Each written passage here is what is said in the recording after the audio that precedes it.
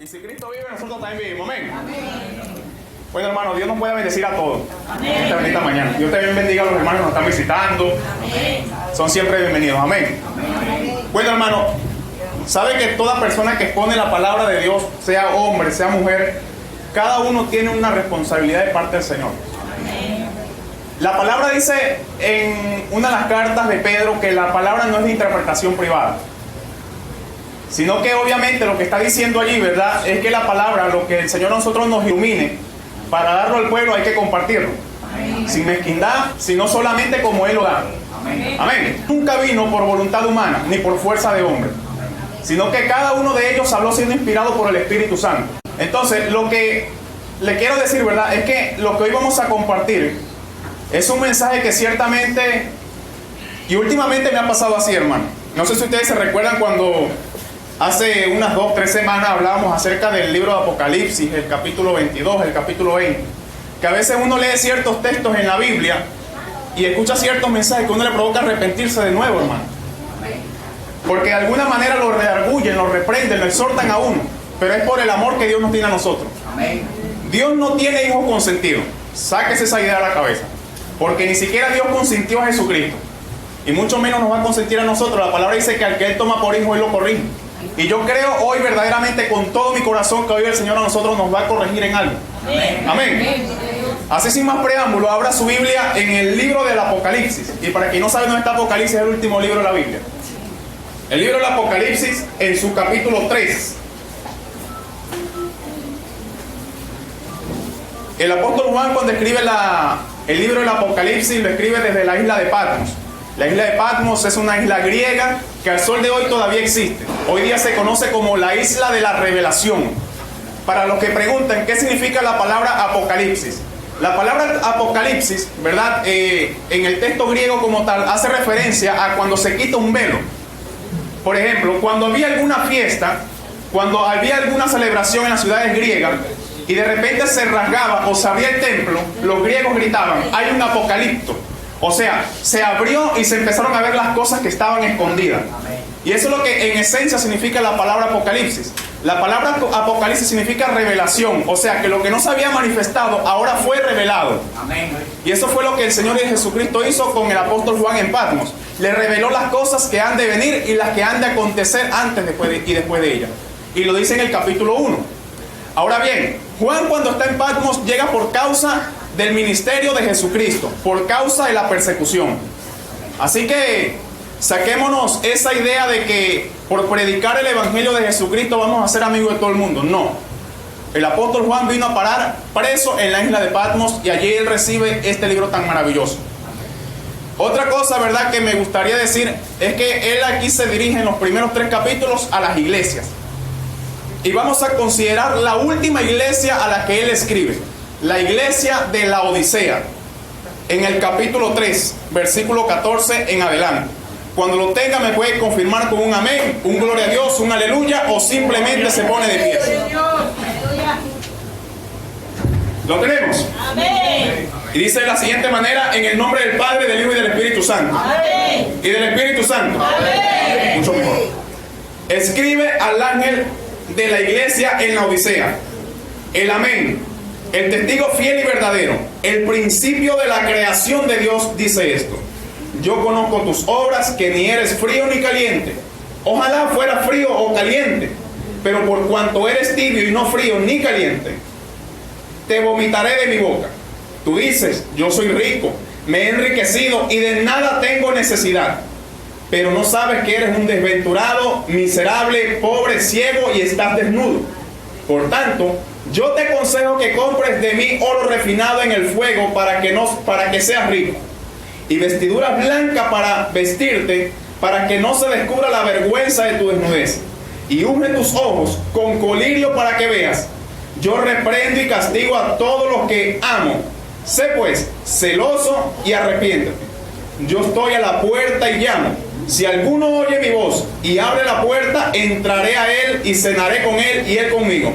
Al vencedor le concederé que se siente conmigo en mi trono, así como yo he vencido y me he sentado con mi Padre en su trono. El que tiene oído, oiga lo que el Espíritu dice a las iglesias. Y predicando por un momento en esta bendita mañana, me gustaría que este sermón se titulara El peligro de ser vomitado. Mi Dios bendito del cielo, Padre amado, Dios mío, mi Dios amado, poderoso, Señor, estamos aquí en esta bendita mañana, Señor. Te hemos rendido honra, gloria y alabanza, Señor amado del cielo, Señor. Mi Dios bendito, amado, poderoso, cuando estamos aquí reunidos, Dios de la gloria, Padre amado, Dios mío, Señor, te ruego, te suplico que no sean mis palabras, sino que sean tus palabras en mi boca, Dios de la gloria. Que cada uno de nosotros, Dios de la gloria, Señor amado, hoy pueda considerar este mensaje, hoy pueda recibirlo en nuestro corazón, mi Dios amado del cielo. Que estemos atentos, que nuestro espíritu esté atento y apercibido para recibir la palabra, mi Dios amado poderoso. Tu palabra, Dios de la gloria, que es viva, eficaz y más cortante que toda espada de dos filos, Señor amado poderoso. Yo sé, Dios de la gloria, Señor, que tu palabra, Dios de la gloria, nos abrirá el entendimiento en esta bendita noche, Señor. En esta bendita mañana, Señor. Amén. Y amén. Y amén. El que no se sentaron, no se sentaron todos. Gloria a Dios. Hermano, antes de entrar como tal en el tema, ¿sabe que existe una interpretación referente a lo que son las 7 iglesias del Apocalipsis? Hay una interpretación que enseña, y estoy seguro que muchos de aquí la han escuchado, que compara cada una de las 7 iglesias con diferentes épocas. Por ejemplo, dicen que la iglesia en Éfeso tenía que ver con la iglesia del siglo I, dicen que la iglesia en Esmirna tenía que ver con el siglo tal, la otra con el siglo tal, y así sucesivamente. Algunos se atreven a comparar que la iglesia de Tiatira tuvo mucho que ver cuando la iglesia cristiana se casó con el catolicismo romano en los primeros 4 siglos y tuvo por más de 1000 años allí. Pero yo no puedo apoyar esa interpretación. ¿Sabe por qué? Porque cuando nosotros interpretamos estos 7 textos de esa manera, estamos negando la espiritualidad del mismo. Recuerden que el libro de Apocalipsis es un libro simbólico, es un libro que usa mucha simbología. Por consiguiente, cuando habla de lo que ya aconteció, también va a hablar de lo que va a acontecer en términos generales. O sea, habla de algo de lo que ya sucedió y también va a acontecer. Usa palabras simbólicas y muchas veces referente a la cultura y la historia de muchas iglesias. ¿Qué le quiero decir con esto? En todas las edades nosotros vamos a encontrar la manifestación de estas 7 iglesias. Por ejemplo, el problema de la iglesia en Éfeso, ¿cuál era? Que había dejado su primer amor. El problema mío puede ser que dejé el primer amor, pero el problema de algunos aquí puede ser que están fornicando espiritualmente como la iglesia de Tiatira. El problema mío, por ejemplo, puede ser de que esté fornicando espiritualmente como la iglesia de Tiatira. Pero el problema de algunos aquí también puede ser de que tienen nombre de que viven y están muertos espiritualmente. O sea, en todas las edades nosotros vamos a encontrar la manifestación de estas 7 iglesias. Que llegan momentos donde una y otra se manifiesta más que otra, claro que sí. Pero en todas las edades y en todas las épocas está la manifestación de estas 7 iglesias, hasta que Cristo venga por nosotros. Porque ya en el capítulo 4 la iglesia no está. Del capítulo 4 en adelante la iglesia no está. Entonces lo que está diciendo es que durante la manifestación de la gracia de Jesucristo, el mover del Espíritu Santo, estas 7 iglesias, estos 7 tipos de cristianos van a estar presentes. Ahora, para ir entrando poco a poco en el tema, se le dirige a la iglesia Laodicea. Aquí hay un claro contraste con la iglesia de Filadelfia. Los que han leído la iglesia de Filadelfia se dan cuenta que en la iglesia de Filadelfia no hay reproches. Hay una iglesia fiel. Hay una iglesia que se siente débil. Hay una iglesia que se siente cansada, pero que cuenta con la poderosa mano y la fuerza poderosa de Jesucristo. Amén. Cosa que no sucede con la iglesia de Laodicea. Con la iglesia de Laodicea es todo lo distinto.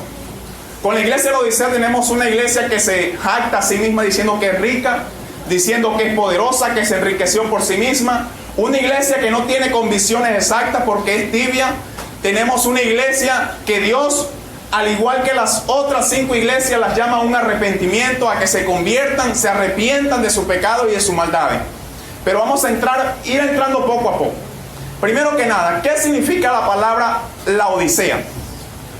En la Biblia solamente tenemos una sola referencia a esta iglesia. Y la encontramos en la carta a los Colosenses, en su capítulo 2 y en su capítulo 4, que habla acerca de la carta a los laodicenses, que Pablo le dice a los hermanos en Colosa: lo que se ha leído aquí, envíenlo a la Odisea para que ellos lo lean y viceversa. ¿Qué pasa? La palabra Laodicea es una palabra griega que se une de 2 voces. Laos, que significa pueblo, nación o muchedumbre, y dike, que significa justicia, derecho o juicio. O sea que bien exactamente puede significar el derecho del pueblo, la justicia del pueblo. Entonces, cuando Jesucristo se le presenta a esta séptima iglesia, a esta gente que se encontraba en la Odisea, Él comienza con una serie de títulos. Usted se da cuenta que a cada iglesia se le presenta con un título distinto. ¿Verdad que sí o no? Pero a la iglesia de la Odisea me gusta cómo se le presenta. Porque la primera palabra que usa allí es el amén. Encontramos una breve referencia en el libro de Isaías capítulo 65, versículo 16. En el texto hebreo dice el Dios de la verdad, la cual la Septuaginta tradujo como el Dios del amén o el Dios verdadero. Entonces lo que está diciendo Jesucristo, yo soy el que dice netamente la verdad y en mí no hay sombra de variación. Yo conozco lo que tú estás haciendo. O sea, lo que yo digo, eso es. Por eso es que nosotros vemos que siempre que Jesucristo culminaba alguna frase, alguna parábola, Él decía amén y amén y amén. O sea, dando a entender que lo que Él dice, eso es y no hay nadie que le diga que no. Entonces, cuando se le presenta a la iglesia de la Odisea, mira que lo que yo voy a decir de ti es correcto. Y continúa diciendo, el testigo fiel. ¿Qué dijimos que significa la palabra la Odisea? El derecho del pueblo, la justicia del pueblo. En la Odisea, cuando llevaban a alguien a los tribunales, tendían a poner testigos falsos para enjuiciar y asesinar a la gente. Pero Jesucristo le dice, yo soy el testigo fiel. ¿Sabe por qué Él es testigo fiel? Porque Él no juzga conforme a la apariencia. Mire esto, cuando Dios escoge a David, ¿qué fue lo que le dijo a aquel profeta? Tú mira la apariencia y yo miro el corazón. O sea, porque Él discierne lo que está dentro del ser humano. O sea, en Él no se puede equivocar porque Él discierne lo que usted y yo estamos pensando en este momento. Entonces, cuando Él se le presenta a la iglesia de la Odisea, lo que le está diciendo, yo conozco lo más íntimo de ti, aunque no me ves, pero te conozco hasta donde ya no sabes. Y otra cosa muy importante, cuando el Señor se le presenta a la iglesia de Tiatira, dice que tiene ojos como llama de fuego. O sea, que todo lo discierne, que todo lo ve y nada se le esconde. El salmista en un momento dijo que aunque me meta debajo de las peñas, en lo profundo del mar, donde quiera, allí estás tú mirando. O sea, al pastor le podemos esconder los pecados. A la directiva le podemos esconder lo que estamos haciendo mal, pero a Dios no. Y cuando Él nos juzgue, nos va a juzgar rectamente conforme a la palabra. Porque Él va a decir, supongo, entiendo yo que Él va a decir, lo que tú hiciste en oculto, yo lo conocía. Lo que tú hacías cuando nadie te ve, yo lo conozco. Y eso es lo que le estaba diciendo a la iglesia de Tiatira y nos lo está hablando hoy a nosotros. Amén. El testigo fiel y verdadero. ¿Qué quiere decir que sea verdadero? Obviamente entendemos que es la verdad. El Señor Jesucristo en un momento dijo, yo soy el camino, la verdad y la vida, y nadie viene al Padre si no es por mí. El Señor Jesucristo, cuando oró por sus discípulos en Juan 17, ¿qué le dijo? Ellos han conocido la verdad, tu palabra es la verdad. O sea que Él no miente. O sea, no hay una forma de que Él mienta. Hay un himno que dice, nada es imposible para Dios. Pero la Biblia dice que hay algo que es imposible para Dios, dice la Escritura. Que es imposible de que Él mienta, lo dice en la carta a los Hebreos. Es imposible de que Él mienta. O sea que cuando Él dice algo, eso es. Y Él tiene toda la razón en decir esto. O sea que Él no se equivocó cuando le habló a la iglesia de la Odisea, que era tibio, que necesitaba un arrepentimiento. No se equivoca en nada. Dios cuando nos habla a nosotros es porque tiene la razón. Otro punto que Él dice aquí. El principio de la creación de Dios. Hay una enseñanza que dice que Cristo fue el primer ser viviente que creó Dios. Yo no puedo estar de acuerdo con ello. Porque el apóstol Juan en el evangelio que lleva ese título, en el capítulo 1, si usted lee, dice que todas las cosas fueron hechas por Él y para Él. O sea que el Señor Jesucristo desde el principio estaba. Desde el principio de la creación, antes de la fundación del mundo. O sea que con el Padre ya existía Cristo también. O sea, y como en Él habita todo, Él lo conoce todo. Porque Él es espíritu. Aquí vemos que ya Cristo se le presenta a la iglesia de una manera. Le dice, yo conozco todo lo que estás haciendo, en mí no hay sombra de variación, yo te voy a juzgar rectamente conforme a lo que yo sé. Y luego viene la demanda de la iglesia. Yo conozco tus obras, que ni eres frío ni caliente. Ojalá fuera frío o caliente. Cuando uno mira el contexto cultural e histórico de la iglesia de la Odisea, o de la ciudad de la Odisea, esta ciudad tenía un estanque de agua. Hubo un tiempo donde en la Odisea escaseaba un poco el agua. Por consiguiente, ellos tuvieron que hacer especie de un acueducto, un estanque, que el agua venía de afuera en ebullición, venía caliente. Pero cuando llegaba a la ciudad, llegaba tibia, de modo que cuando las personas la tomaban, dice que le causaba náuseas, le causaba ganas de vomitar. Entonces, el Señor está usando este argumento, una palabra que ellos conocen, para hablarle de la condición en la que se encuentran. ¿Me está siguiendo? Amén. Esta agua tibia generaba vómitos, generaba náuseas en las personas. Y Jesucristo le dice, me das náuseas. Jesucristo le dice a esta iglesia, me das náuseas. Mire, una persona cuando está fría, espiritualmente hablando, es una persona que está muerta. Pero cuando dice Santiago que cuando nosotros oramos y esta persona se vuelve de su mal camino, habremos salvado un alma. Es decir, que viene, o sea que de la frialdad viene a causar ebullición. El fuego del Espíritu Santo lo arropa, el fuego del Espíritu Santo lo abraza, lo llena, y ese frío espiritualmente pasa a ser alguien caliente. Amén. Pablo le dice a Timoteo, aviva el fuego del don de Dios que está en ti. Pero en este caso, con la iglesia de la Odisea no se contaba nada. No tenía firmes sus convicciones. Aparentemente tenía dualidad de fe. En un momento creía y en otro momento no creía. En un momento decía que era cristiano, en otro momento con sus actitudes lo negaba. Y esto obviamente llevaba a que muchos en la ciudad de la Odisea blasfemaran del nombre de Jesucristo. Y lo encontramos en la carta a los Romanos, capítulo 2, versículo 24. Cuando le habla acerca de aquellos que predican, que enseñan, que dirigen y hacen todas estas cosas, pero su testimonio da mucho de qué hablar a los que no han conocido a Cristo.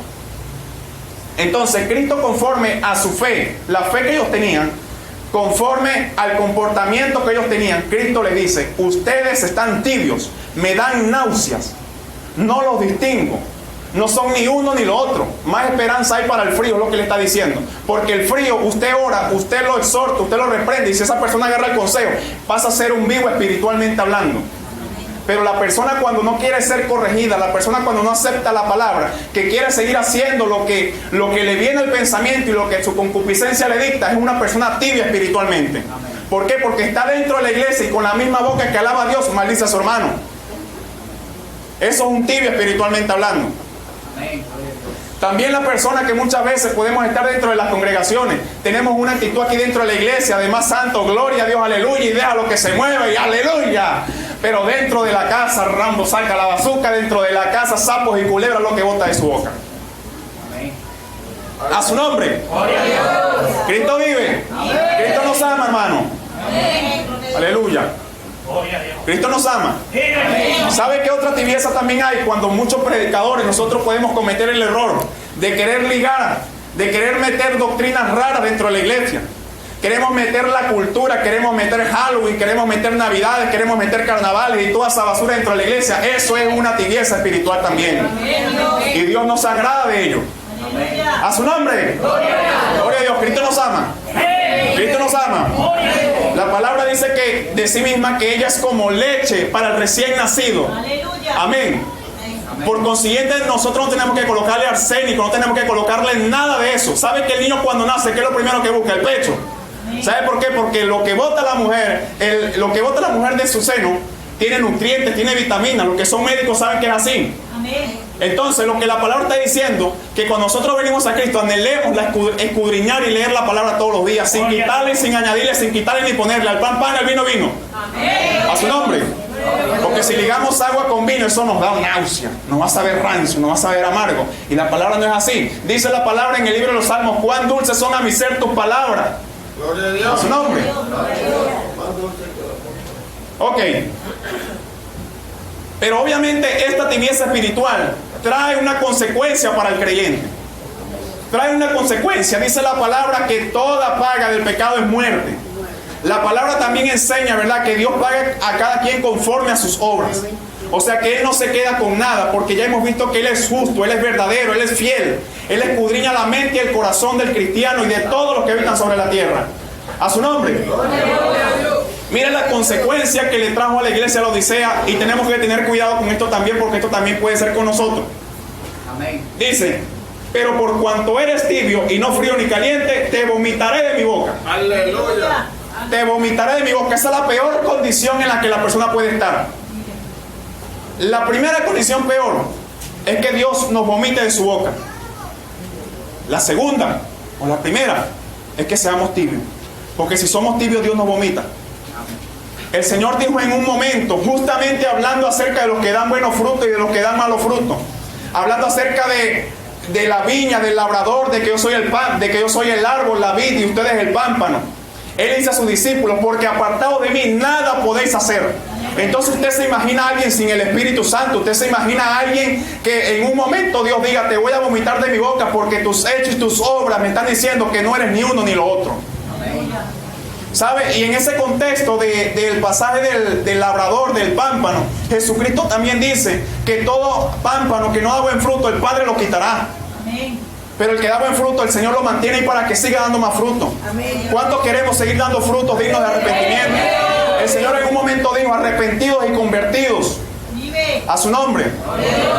El Señor en un momento, hablando con aquellos fariseos, aquellos discípulos que conocían la palabra, que conocían la ley, que eran doctos, que eran teólogos, Él en un momento llegó y les dijo: generación de víboras, ¿quién les enseñó a huir de la ira venidera? Hacer pues frutos dignos de arrepentimiento. Y hoy el Señor a nosotros nos está diciendo: hagan frutos dignos de arrepentimiento. Hablen y confiesen con sus hechos y con su boca de que ustedes han creído en mí. A su nombre. Gloria a Dios. Den un fuerte aplauso, Señor, en esta mañana.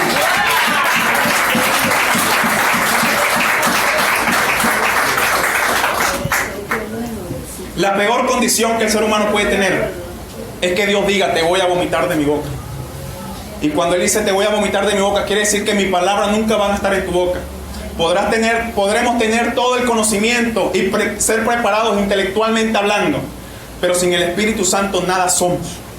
¿Sabe una cosa? Que antes estábamos muertos en delitos y pecados, dice la palabra. Sí. Pero cuando vino esta vivificación, cuando vino el Espíritu Santo en nosotros, nos ha dado vida. ¿Sabía usted que muchas personas andando dentro y fuera de la iglesia, tanto los impíos como los inconversos, como los creyentes también que se están en las bancas, muchas veces podemos caminar, podemos cantar y decir gloria a Dios, aleluya, podemos decir y déjalo que se mueva y pegar brincos y saltos y gloria a Dios, aleluya, pero podemos ser unos muertos andantes porque no tenemos un contacto, una comunión con el Espíritu Santo. La persona cuando no tiene el Espíritu Santo es una persona que está muerta espiritualmente, es un cadáver que está caminando nada más. Y usted sabe esto también. Mira, le voy a dar una breve muestra. El Señor en un momento dijo: vosotros sois la sal de la tierra, y si la sal pierde su sabor, nada más sirve para ser pisoteada, para ser desechada y aborrecida y tenida por burla de los hombres. ¿Qué fue lo que pasó con Sansón? Dios le dio una palabra a Sansón de que se mantuviera. Dios lo usó como juez para Israel. Pero cuando Sansón pecó también y le falló a Dios con aquella bruja, con aquella loca llamada Dalila, ¿qué dice la palabra que vino a hacer? Por burla, por escarnio en el templo de los filisteos. Y eso también pasa con el hombre y con la mujer cuando abandona el camino, cuando es tibio y cuando el Espíritu Santo no está en ella. Eso es lo que pasa. Pero Dios es bueno y misericordioso. Esta bendita mañana nos está llamando a que nos examinemos, a que escudriñemos, aleluya. Porque Él nos ama. Su nombre. Dáselo fuerte porque es para Él.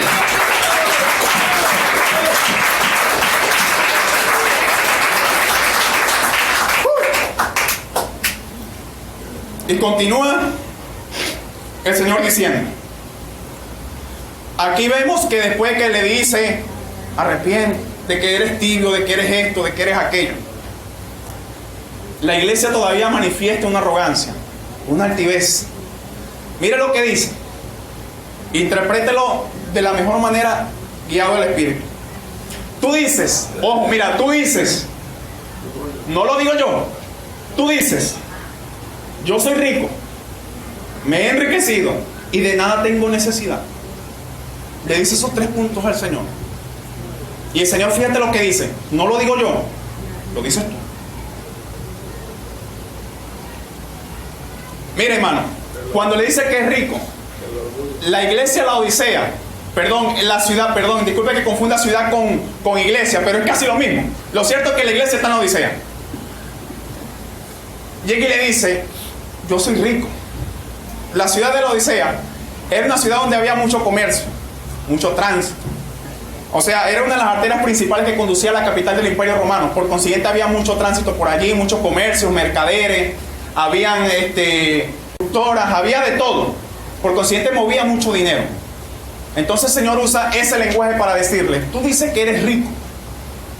Pero si lo llevamos al punto de vista espiritual, ¿cuántas veces nosotros podemos decir que conocemos la palabra de Dios? ¿Cuántas veces nosotros podemos decir que somos preparados doctrinalmente hablando? ¿Cuántas veces podemos decir que somos preparados intelectualmente? Tenemos títulos y no hay nada de malo con eso, no me tome a mala. Podemos decir que sabemos disertar la palabra, podemos decir que tenemos una destreza, o el Señor nos ha dado una destreza de poder escudriñar la palabra y que de repente se nos ilumine una bomba y soltarla al pueblo. Claro que sí. ¿Cuántas veces a nosotros no nos ha pasado eso? Pero el Señor más adelante le dice, tú no sabes que eres un desventurado. Con todas sus riquezas, la iglesia de la Odisea era desventurada. Y ahorita le voy a explicar qué significa la palabra desventurado. Pero vamos a seguir. Fíjese lo que la iglesia le dice al Señor. Yo digo que soy rico, tanto material como espiritual e intelectualmente hablando. Me he enriquecido. Dice que, obviamente, lo que está tratando de decir aquí, ¿verdad?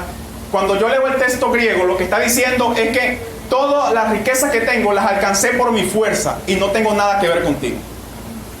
Esa es la respuesta de la iglesia para con Jesucristo. Y una de las cosas que Dios detesta grandemente es la arrogancia.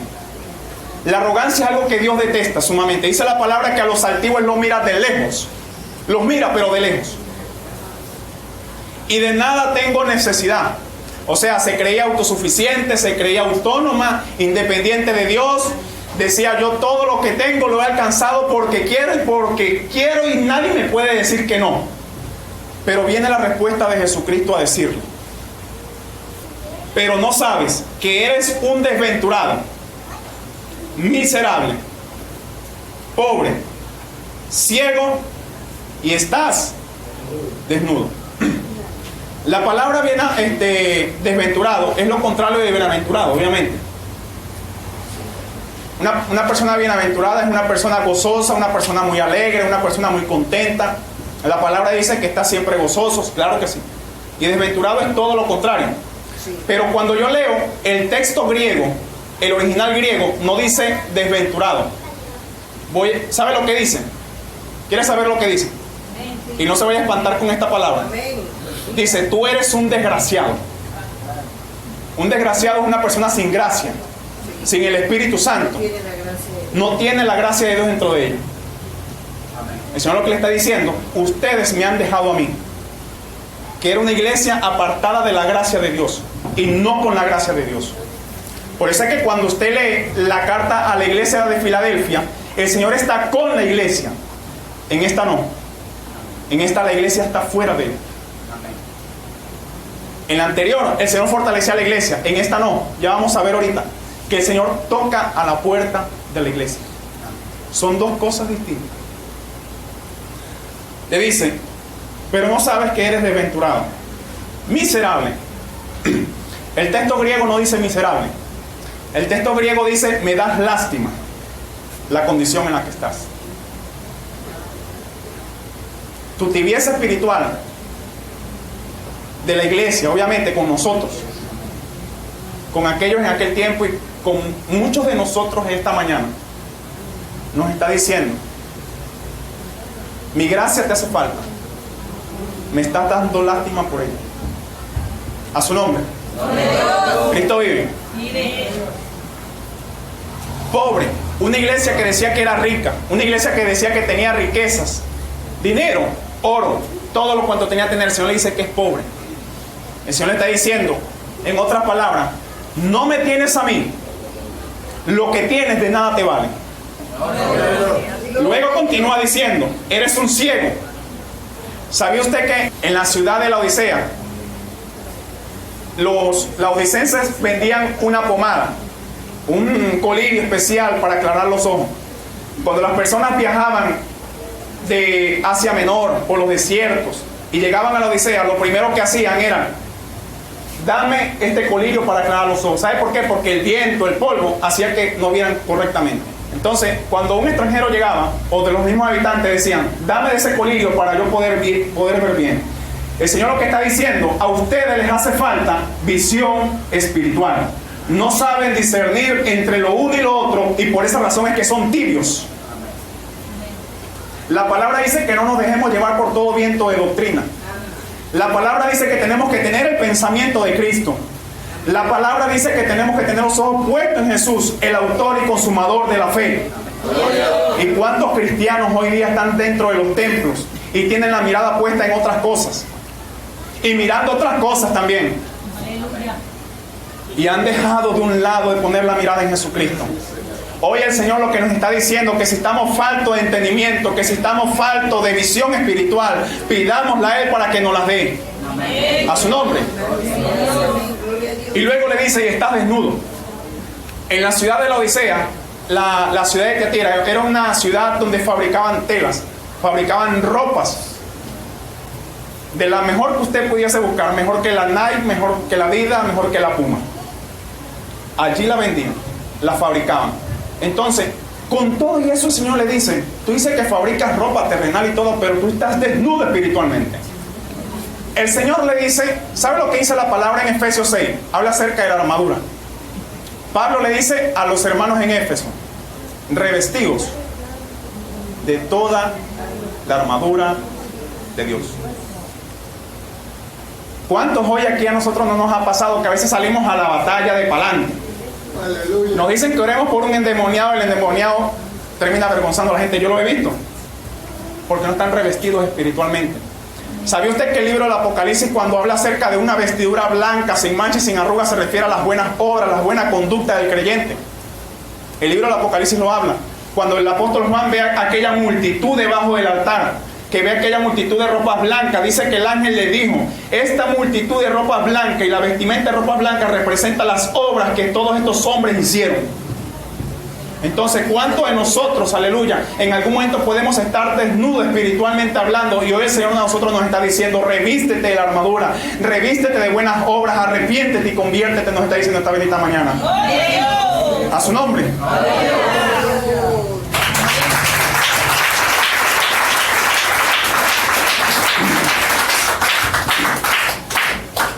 El Señor es un caballero. Y aquí vemos una caballerosidad tremenda. Porque después que Él le dice todo esto, les pasa la espada al estrecho y al derecho. Pero después le dice, por tanto, yo te aconsejo. O sea, imagínate cuando el papá nosotros nos decía, nuestros padres nosotros nos decían. Y esto es bíblico porque lo dice Hebreos 12. Dice que cuando nosotros nos buscan a corregir, nos dicen, deja de hacer esto, deja de hacer aquello, deja de hacer aquello. Pero si lo continúas haciendo, te va a ir mal. ¿Verdad que sí o no? Amén. Entonces, lo que el Señor mira lo que le está diciendo a la iglesia. Por tanto, yo te aconsejo que compres de mí oro refinado en el fuego para que seas rico, y vestiduras blancas para vestirte, para que no se descubra la vergüenza de tu desnudez, y unge tus ojos con colirio para que veas. Cuando dice que compremos oro refinado, en el texto de Isaías hay una parte que dice, venid y comprad sin dinero, sin riqueza, y los que están pobres vengan a mí, que yo les daré de este pago, y así sucesivamente. Entonces, lo que el Señor está diciendo, ustedes aunque son pobres, ustedes aunque son desventurados y miserables, está hablando a la iglesia y le está hablando a los cristianos hoy día que tienen una tibieza espiritual. Entiéndase. Le está diciendo, están miserables, están pobres, vengan a mí para yo hacerlos ricos en el espíritu. ¿Sabe usted una cosa? La riqueza de la iglesia, el mantenimiento de la iglesia, la dirección de la iglesia no está por lo que diga el hombre, no está en la arrogancia del hombre.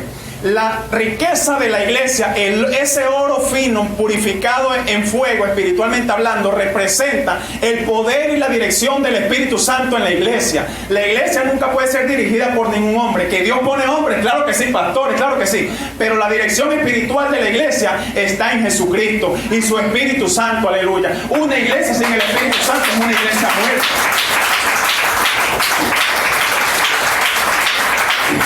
A su nombre. Y vestiduras blancas para vestirte. Ya hace un momento hablamos de que en el libro de Apocalipsis, cuando habla acerca de las vestiduras blancas, se refiere a las buenas obras, a los buenos hechos, a la buena conducta, a los actos de fe del cristiano. Y la palabra muy claro habla acerca de los frutos del Espíritu y de los frutos de la carne. Entonces, ¿cómo está nuestra vestidura en esta bendita mañana? Es necesario que nos escudriñemos, que nos analicemos. Ojo, ni aún el mismo Jesucristo nos está juzgando. Es la palabra. La palabra nos está diciendo que prácticamente nos escudriñemos. Y dice, y unge tus ojos con colirio para que veas. Al que está ciego espiritualmente hablando, el Señor lo hace que vea. Venga a mí para que entienda los tiempos, para que pueda discernir la palabra. ¿Sabe una cosa, hermano? Cualquiera puede leer la palabra. Cualquiera puede entender intelectualmente la palabra. Pero para entenderla desde el punto de vista espiritual se necesita el Espíritu Santo de Dios. ¿Sabe una cosa? La palabra habla también acerca de los dones. Hay dones de ciencia, de milagro, de sanidad. Y todo esto se hace por medio del Espíritu Santo de Dios. El Señor entrega ministerios conforme a la capacidad de cada quien, pero todo esto procede de Dios. Una persona puede tener el llamado, pero si no tiene el Espíritu Santo, ¿cómo lo va a ejercer? Gloria a Dios. Y continúa diciendo, en el versículo 19, yo reprendo y castigo a todos los que amo. Sé pues celoso y arrepiéntete. Ya en un principio hemos hablado de que el Señor no tiene hijos consentidos, se lo digo. Yo no apoyo esa idea. Cuando a veces dicen desde los púlpitos, ¿no están los consentidos de Dios? Dios no tiene hijos consentidos, hermano. La palabra dice en Hebreos capítulo 12 que al que el Señor toma por hijo, a este corrige, a este reprende. ¿Y qué es lo que está haciendo con la iglesia de la Odisea en un principio? La reprendió, la exhortó para que se acomodara y enderezara sus caminos. Y está haciendo hoy con nosotros hoy. Porque Él nos ama. Y dice, sé celoso y arrepiéntete. La palabra dice que tenemos que tener el celo por el predicar el Evangelio de Jesucristo. Y la palabra griega usada allí, cuando dice arrepiéntete, es una palabra metanoia en el griego, que se compone de dos voces, que en sí lo que quiere decir un cambio de mentalidad y una nueva conciencia. Eso es lo que quiere decir.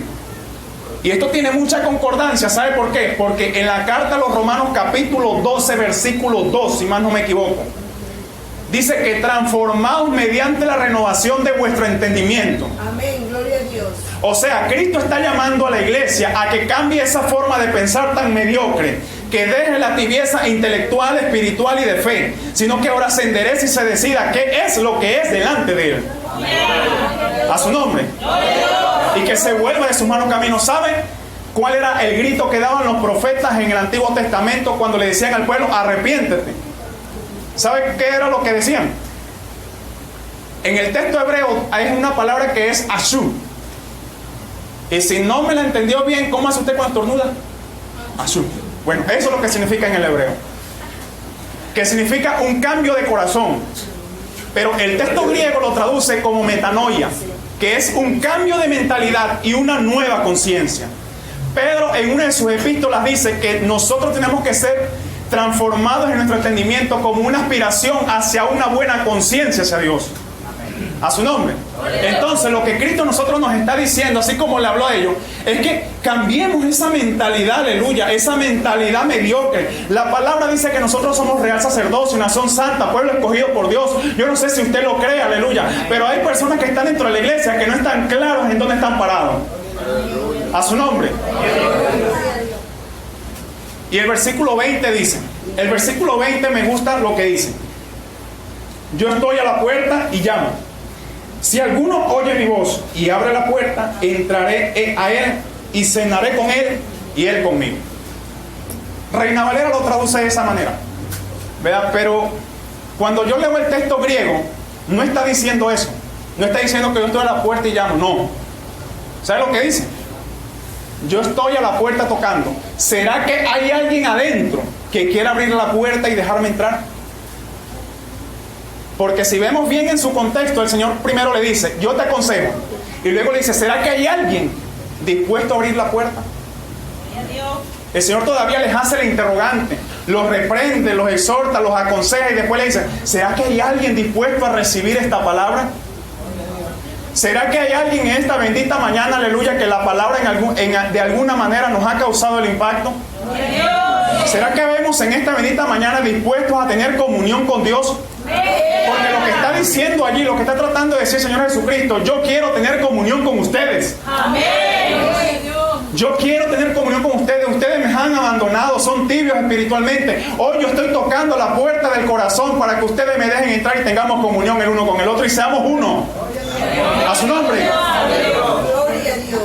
¿Sabe, hermano, que este texto, este versículo 20 se tiende a usar mucho en las campañas? Más de uno lo hemos usado para predicarle a las almas, a los impíos, a los inconversos. Pero el detalle está que aquí no le está hablando a los impíos. Le está hablando a una iglesia que tiene que volverse de su pecado. Alguien que conoce la palabra. Dios nos ama, hermano. Dios nos ama. Y por eso nos está corrigiendo. Nos está enderezando para que no tengamos excusa delante de Él. Y luego le da una promesa. Le da una promesa. Pero obviamente esta promesa va, antes de leerlo, esta promesa va para aquel que atiende la palabra de Dios. Para aquel que recibe el consejo. Hay un texto que me gusta mucho en el libro de Proverbios, capítulo 19, versículos 20 y 21, que dice, recibe el consejo y acepta la corrección, para que seas sabio el resto de tus días. Muchos planes hay en el corazón del hombre, mas el consejo del Señor permanecerá. Y mira lo que dice en el versículo 21. Al vencedor le concederé que se siente conmigo en mi trono, así como yo he vencido y me he sentado con mi Padre en su trono. Recuerde que una persona que vence no es aquella persona que retrocede, ni mucho menos el que se rinde. Pablo habla acerca de los atletas, de los soldados. Dice que el atleta, para ser partícipe de la corona, tiene que luchar legítimamente, igual que el labrador, para disfrutar de los frutos tiene que perseverar. El Señor una y otra vez dice, el que persevere hasta el fin, este será salvo. La persona cuando persevera hasta el fin, nosotros como estamos en esta bendita mañana, aún esperando la venida de Jesucristo, si perseveramos, Él da una promesa, dice, al vencedor yo le concederé que se siente conmigo en mi trono. Y el vencedor es aquel que recibe la palabra, aquel que atesora la palabra y la pone por obra. Amén. Y decide vivir conforme a la voluntad de Dios. La palabra dice en el Evangelio, sí, ya prácticamente es como el Evangelio de Pablo en la carta a los Romanos, que dice que nosotros somos más que vencedores por medio de aquel que nos amó. Y la persona cuando retrocede es un cobarde. Y Dios no quiere nada con los cobardes. Tanto así que dice la palabra que los cobardes no entrarán. Pero yo creo que esta mañana nosotros estamos hablando aquí. Habemos personas aquí que hemos creído y sabemos quién a nosotros nos ha llamado. Y es por el cual nosotros seguimos. Porque Dios a nosotros nos llamó para vencer y no para ser vencidos. A su nombre. El que tiene oído, oiga lo que el Espíritu dice a las iglesias. El Señor nos ha hablado esta mañana. Amén. Y nos ha dicho que quiere tener una comunión con nosotros. Gloria a Dios. Si en algo hemos fallado, si en algo hemos flaqueado, aún estamos a tiempo de arrepentirnos y de pedirle perdón a Dios por muchas cosas. A la iglesia en Éfeso el Señor la llamó el primer amor. Y si usted se da cuenta, a 6 de 7 iglesias el Señor llama al arrepentimiento, menos a la iglesia de Filadelfia. Pero a las otras 6 las llama al arrepentimiento.